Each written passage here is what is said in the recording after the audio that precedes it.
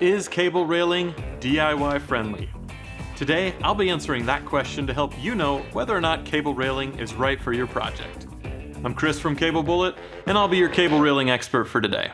When it comes to DIYing versus hiring the job out, there's no universally correct approach to a project. Each way will have its own pros and cons, which we'll go over now.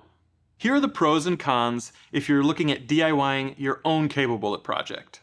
The most obvious pro is that you'll save all that money it would cost to hire a contractor.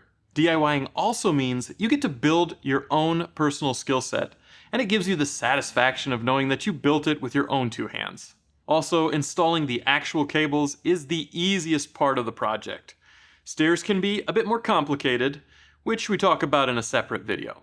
For cons, if you make a simple mistake, which is easy to do as a DIYer, that cost will likely come back to you. There's also the time involved to consider. You'll be sacrificing your free time to work on this, and as a DIYer, you may not have easy access to the tools that a contractor has. And learning a new set of skills can be difficult.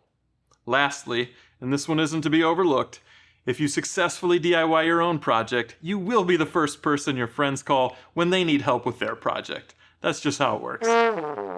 Now let's look at the pros and cons of hiring a contractor to do the job. Contractors tend to be experienced, so even if they don't have immediate experience with cable railing, picking up the skill set comes a lot more naturally to them. You also don't have to deal with the mental burden of your project since you know that a trained professional is on it. They'll also be better prepared to work with advanced materials like aluminum and stainless steel posts or handrail. The obvious con here is that contractors will add cost to a project.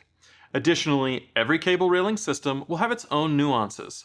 While a contractor may be familiar with those nuances, that knowledge of the system they installed and how to maintain it may not get passed on to you. These pros and cons are by no means comprehensive, but they should give you a good starting point for planning your cable railing project. Be sure to leave any questions or additions in the comments below and start your project today at cablebullet.com.